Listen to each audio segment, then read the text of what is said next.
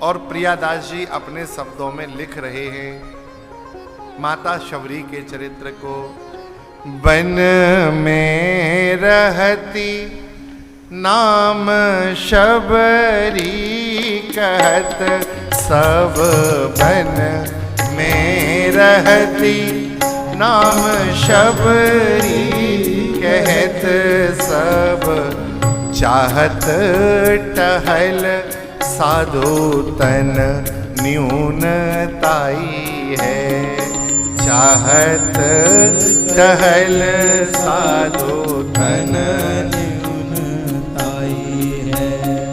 रजनी के शेष ऋषि आश्रम प्रवेश करी, रजनी के शेष आश्रम प्रवेश करी, लकरीन बोझ धरी आवे मन भाई है, लकरीन बोझ धरी आवे मन भाई है। न्याय वे को मग झारी कांकरनी बीन डारी, नायवे को मगझारी कांकरन बीन डारी, बेगी उठी जाए नेक देती ना लखाई है, हाँ बेगी उठ जाए नेक देत ना लखाई। उठत सवारे कहे कौन धो बुहारी गयो, उठत सवारे कहे कौन धो बुहारी गयो, भयो ही ये सोच को बड़ो सुखदाई है, भयो ही ये सोच बड़ो सुखदाई है। बन में रहती नाम शबरी कहत सब, बन में रहती नाम शबरी कहत सब, चाहत टहल साधु तन न्यूनताई है, चाहत टहल साधु तन न्यून। श्री प्रियादास जी कह रहे हैं वन में रहती भगवती माता शबरी, कल आप सबने सुना शबर कुल में उत्पन्न हुई। 9 वर्ष की यह बालिका जब देखा आंगन में इतने जीव बंधन में हैं, सोच में पड़ गई, ऐसा सुख किस कार्य का, ऐसे गृहस्थ का सुख भोग के क्या करूंगी, इतने जीवों की हत्या हो। हृदय में दया आ गई। एक निवेदन करें आपसे, वैष्णव के हृदय की पहचान है उसके हृदय की निर्मलता। जिसके हृदय में दया नहीं है वह भगवान का भक्त हो ही नहीं सकता। श्री मलूकदास जी ने बड़ा सुंदर दोहा लिखा है, मलूक सोई पीर है, जो जाने पर पीर, जो पर पीर न जानहीं, सो काफिर बेपीर। वही संत है जो दूसरे के दुख का अनुभव करता है। हमने कई संतों के चरित्र में देखा प्रभु, हमारे पूज्य सद्गुरुदेव भगवान लगभग आज से 15 वर्ष हो चुके होंगे, अधिक मास में वृष 84 की परिक्रमा दे रहे थे। उनकी शुगर बढ़ गई और शुगर बड़ी हो गई 700, बेहोश हो गए, कोमा में चले गए। उससे पहले हमने आईसीयू वार्ड नहीं देखा था, कभी गए नहीं अस्पताल, तो हमने देखा ही नहीं था कि आईसीयू वार्ड ऐसे होता है। महाराज जी जब भर्ती हुए अपेक्स हॉस्पिटल में, तो यहां सुई, यहां सुई, और वो तो पूरे शरीर पे उन्होंने चिपका रखा था, ना जाने क्या क्या। मैं नहीं देख पाया, आयु छोटी ही थी, और पहली बार महाराज जी को इस अवस्था में देखा, नेत्रों से आंसू बहने लगे। तो महाराज जी ने प्रसन्न होकर मुस्कुराते हुए हमें पास बुलाया और बोले, भैया देखो तो, अपने तो ये 2-4 सुई लगी हैं, पितामह भीष्म को कितना कष्ट हो रहा होगा, उनके शरीर में कितनी पीड़ा होगी। हमें आश्चर्य हुआ कि इन्हें अपनी पीड़ा का चिंतन नहीं है, इनको कितना कष्ट हो रहा है उसका विचार इनको नहीं है। इस अवस्था में भी पितामह के कष्ट का चिंतन कर रहे हैं। श्री भक्तमाल में माधवदास जी, कैसी पीड़ा उनके शरीर में प्रकट हुई। जिनके आश्रित यह शरीर हुआ, पूज्य महाराज जी, उनको जीवन के अंतिम समय में भारी कष्ट हुआ। लेकिन हमने संतों को देखा, संतों के हृदय में बहुत दया होती है, जीव मात्र के प्रति दया। ऐसे ऐसे विचित्र संत हुए हैं, हम आपको क्या बताएं। एक महात्मा जी को घाव हो गया पैर में, कीड़े पड़ गए उसमें, ऐसे प्रत्यक्ष दिखने वाले कीड़े। इतने विचित्र महात्मा, कीड़ा यदि शरीर से बाहर चला जाए तो वो पीपल के पत्ता से वो कीड़ा उठाएं और पुनः उस घाव में डाल दें। चेला बोले, महाराज जी ये क्या कर रहे हैं। अरे बोले, प्यारे शरीर तो एक दिन जाना ही है, कम से कम किसी जीव के भोजन के काम आ रहा है, हम और तो किसी काम के हैं नहीं, इसी का पालन कर लें। ऐसे ऐसे विचित्र महात्मा दूसरे के दुख में जो द्रवीभूत हो जाएं, द्रवित हो जाएं। साधु कहते किसे हैं, संस्कृत व्याकरण में राग साग समसिद्धौ धातु से साधु शब्द निष्पन्न होता है। साधनोति परकार्यः साधु, जो दूसरे के बिगड़े काम को भी साध दे, उसे साधु कहते हैं। मक्का क्वासी द्वारका, बद्री और हरिद्वार, बिना दया सब झूठ हैं, कहत मलूक विचार। हृदय में दया नहीं है, सब झूठा व्यापार है। संतों की वाणियों में आप सुनेंगे, आपको बहुत सुख मिलेगा। जे घट दया तहां प्रभु आप। संतों ने निर्णय कर दिया, भगवान का पता क्या है, जे घट दया तहां प्रभु आप। कैसी दया हो, अपना सा दुख सबका जाने, जो अपने जैसा दुख दूसरे का भी जानता है।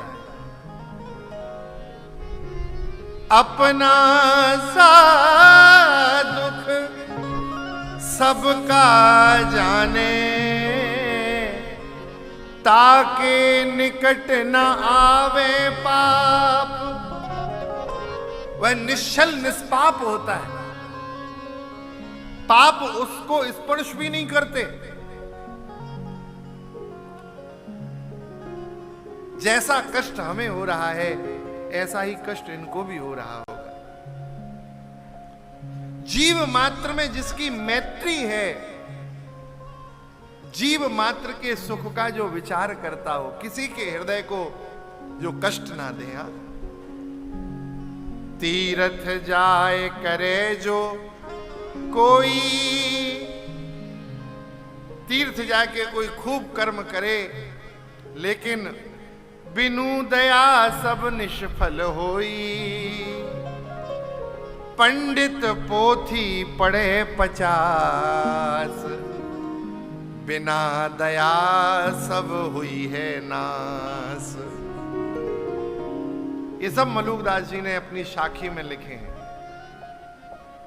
जैसे बकरी तैसी गाय, इनके बलि रसातल जाए।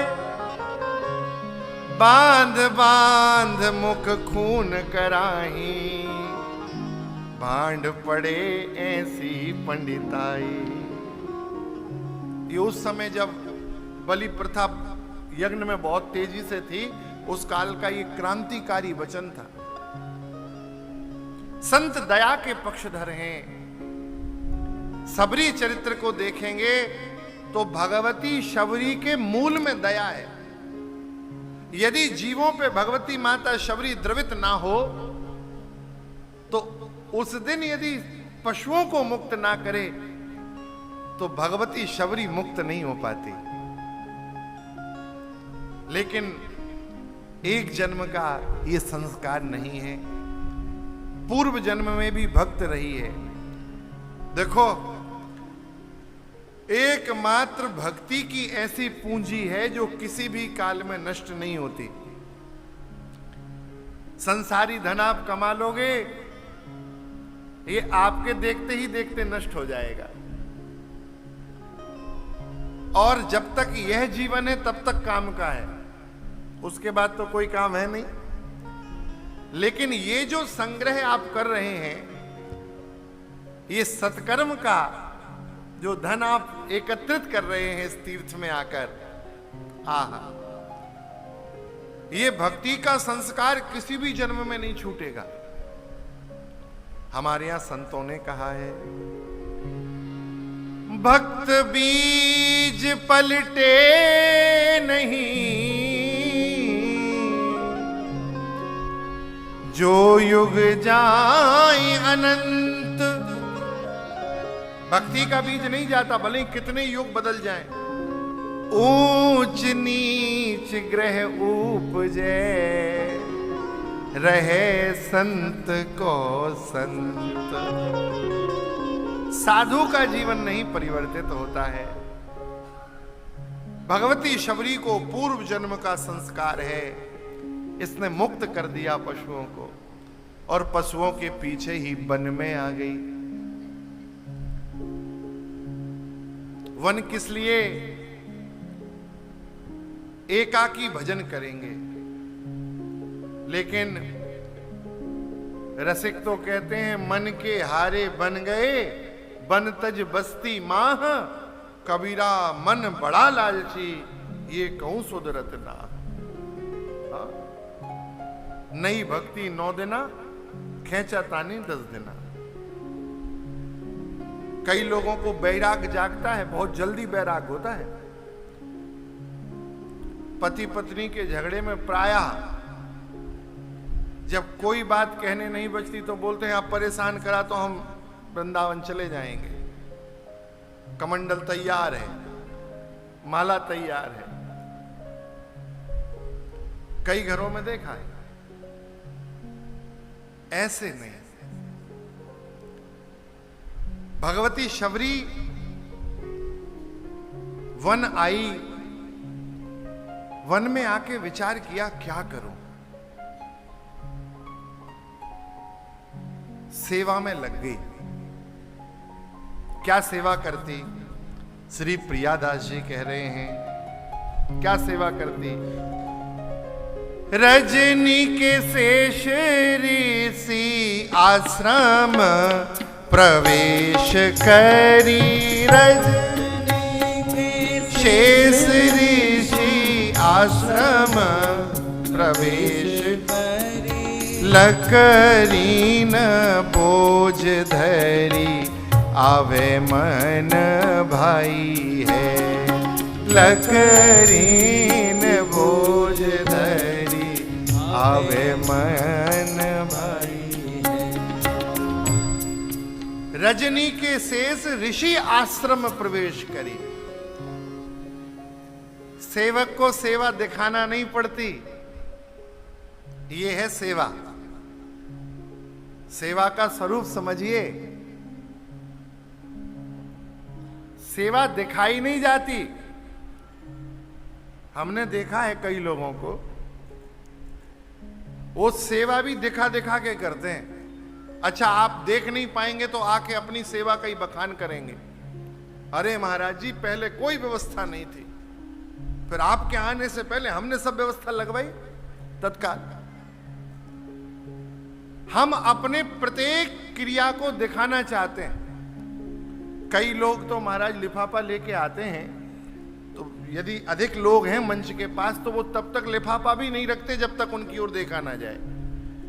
वो लिफाफा भी दिखा के देखते हैं कि महाराज जी दिखा दूं कि हाँ मैंने चढ़ाया है। विचित्र लीला। भगवती शबरी रजनी के शेष ऋषि आश्रम प्रवेश कियो। अभी भोर नहीं होती थी, रात्रि है, ब्रह्म मुहूर्त भी नहीं हुआ है। ऋषियों को नहीं पता है कौन है। 9 वर्ष की छोटी सी कन्या ये रात्रि के 1:30 बजे महाराज ऋषियों के आश्रम में प्रवेश करती। रात को 1:30 बजे क्या करती? सूखी लकड़ियों का संग्रह करती। दिन में देखती थी शबरी, इन महात्मा जी के यहाँ हवन होता है, अमुक महात्मा जी नित्य अग्निहोत्र करते हैं, अमुक महात्मा जी के यहाँ अग्निहोत्र चलता है, आपके यहाँ यज्ञशाला बनी है।